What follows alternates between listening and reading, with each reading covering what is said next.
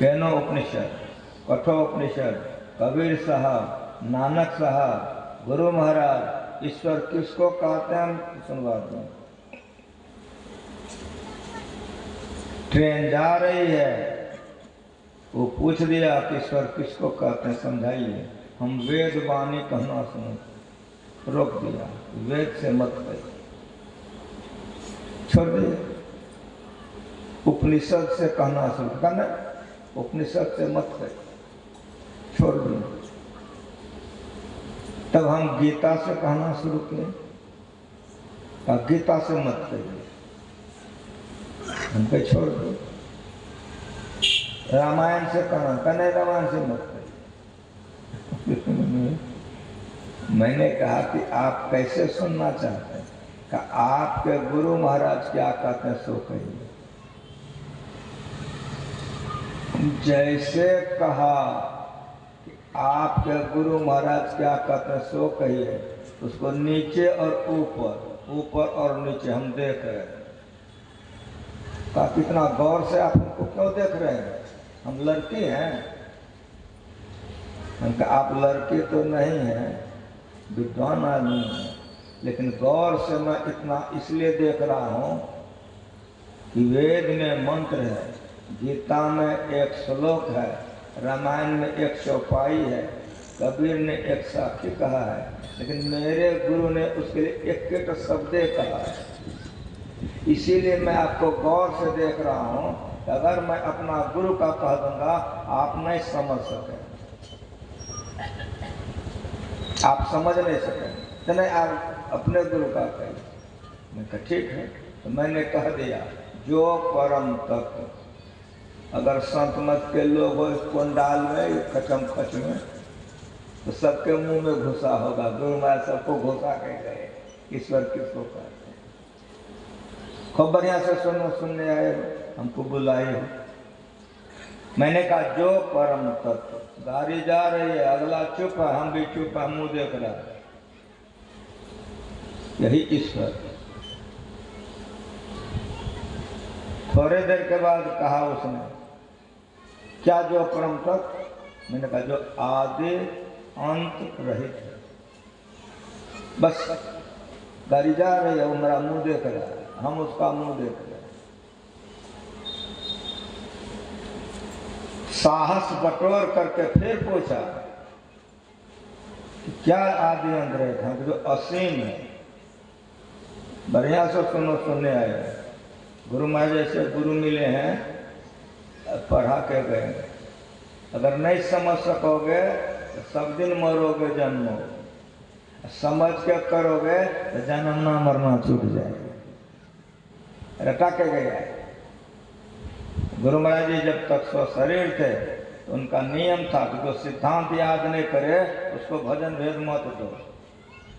लेकिन अभी सुविस्ता हो गया है, तो हम लोगों को गुरु महाराज जी सिखा के गए। जब तक कि गुरु महाराज जी रहे, सिद्धांत याद करके सुनाता था, तब गुरु महाराज भजन भेज देते। फिर पूछा क्या असीम है? मैंने कहा जो अजन्मा। बोर बोर हो गए। हमरे मन में हुआ तब इसका हैकरी ठंडा हो गया। अब ज्यादा बोर कर देंगे तो गड़बड़ा जाएगा।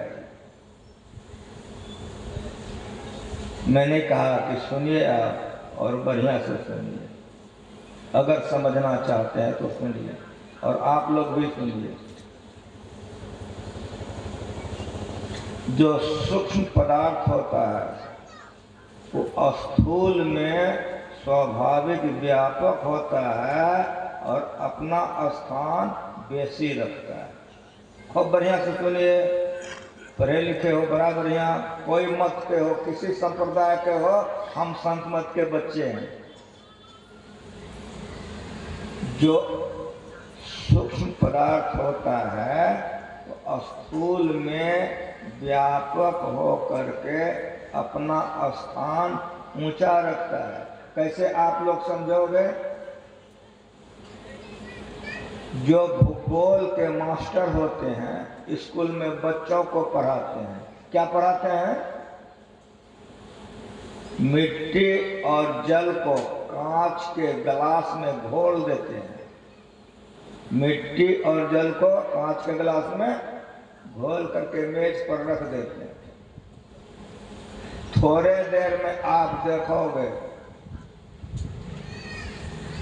ऊपर में पानी पानी है, नीचे में मिट्टी मिट्टी है। दो भाग दिखाई पड़ेगा, कांच के गिलास में दो भाग दिखाई पड़ेगा, नीचे मिट्टी मिट्टी दिखाई पड़ेगी, ऊपर में पानी पानी दिखाई पड़ेगा। शिक्षक विद्यार्थी को पढ़ाते हैं कि देखो मिट्टी स्थूल है, जल सूक्ष्म है, इसीलिए मिट्टी के कण कण में यह घुस करके अपना स्थान ऊपर रखा है। जिस धरती पर आप हम बैठे हैं 3 गुना पानी है, सागर ही सागर है, 1 गुना ही धरती है जिस पर घर द्वार है।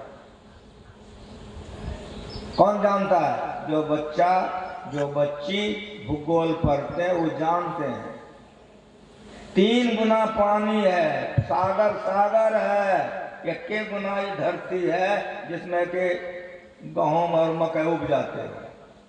लेकिन हमारी बात बढ़िया से सुनो, मिट्टी के कहीं खुदाई करो पानी मिलेगा। देखते कुइयां हो जाता है, ट्यूबवेल बनाते हो, वो पंपिंग सेट लगाते हो कि नहीं लगाते? मतलब क्या हुआ? मतलब यह हुआ कि मिट्टी के कण कण में पानी घुसा हुआ है, 3 गुना पानी पानी। खूब बढ़िया से सुनो, वेदांत ज्ञान सुनने आए। ईश्वर स्वरूप को नहीं बुझोगे भटकते रहोगे, कभी भक्ति पूरी नहीं हो सकेगी। इसीलिए ईश्वर को समझो, उसको समझने लिए बढ़िया से धैर्य से सुनो। हम लोग जल को गर्म करते हैं तो गर्म किया हुआ जल आग के समान हो जाता है कि नहीं? क्या समझ में कुछ आया? जल से अग्नि सूक्ष्म है, जल से अग्नि सूक्ष्म है। एक बार जयकार नहीं कर सकोगे, नहीं जिहा हिलेगी। बड़ा गंभीर ज्ञान है संत का, बहुत सुंदर से सुनो। अग्नि का विस्तार पानी के विस्तार से बेसी है। और सुनो, पानी और धरती के कण कण में अग्नि प्रवेश है, उसको हवा बुझा देती है, हवा उससे सूक्ष्म है।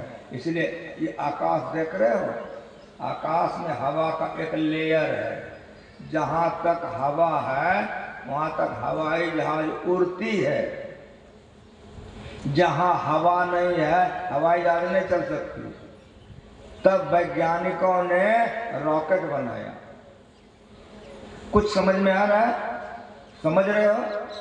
हवा का एक लेयर है आकाश में, जहां तक हवा है हवाई जहाज उड़ती है, जहां हवा नहीं है उधर आकाश है। आकाश की 4 से सूक्ष्म है, हवा से आकाश सूक्ष्म है, अग्नि से सूक्ष्म है, पानी से सूक्ष्म है, धरती से सूक्ष्म। इसीलिए आकाश तत्व इन चारों तत्वों में व्यापक होकर के आकाश इतना बड़ा है कि कढ़ैया की तरह लटका हुआ। नहीं देख रहे हो? इस धरती पर से सूर्य भगवान को देखते हो? कहो बाबा जी देखते हैं। 15 लाख गुना बड़ा है इस धरती से सूरज, 15 लाख गुना बड़ा है, लेकिन इतना ऊंचाई पर है, इतना ऊंचाई पर है कि थरिया ऐसा दिखता है। और सुनो, चंद्रमा देखते हो? जब हमारा वैज्ञानिक रॉकेट लेके चंद्रमा पर उतरा तो जैसे चंद्रमा को थरिया ऐसा देखते हो, उसी तरह से हमारा वैज्ञानिक जब चंद्रलोक पर उतरा तो इस धरती को थरिया ऐसा देखता है। वहां से मट्टी लेकर के आया और कहा कि यदि अब धान गेहूं कम होगा तो वहीं से उपजा के काट काट करके लेंगे। कुछ समझ में आ रहा है? इसमें घुस रहा है कुछ? ये आकाश इतना बड़ा है, ये तारा देख रहे हो, कहाँ देख रहे हैं? जिस तरह हम चंद्रमा के लिए समझाएं कि एक लोक है, उसी तरह से जितने तारे देख रहे हो सब एक एक लोक लोकांतर है। खूब होश में सुनो, सुनने आए हो, एको बार जय नहीं करोगे। ये वेदांत ज्ञान है, बड़ी ठंडा से सुनो। करैया की तरह ही लटका हुआ है और छोर नहीं लग रहा है कि आकाश कितना बड़ा है।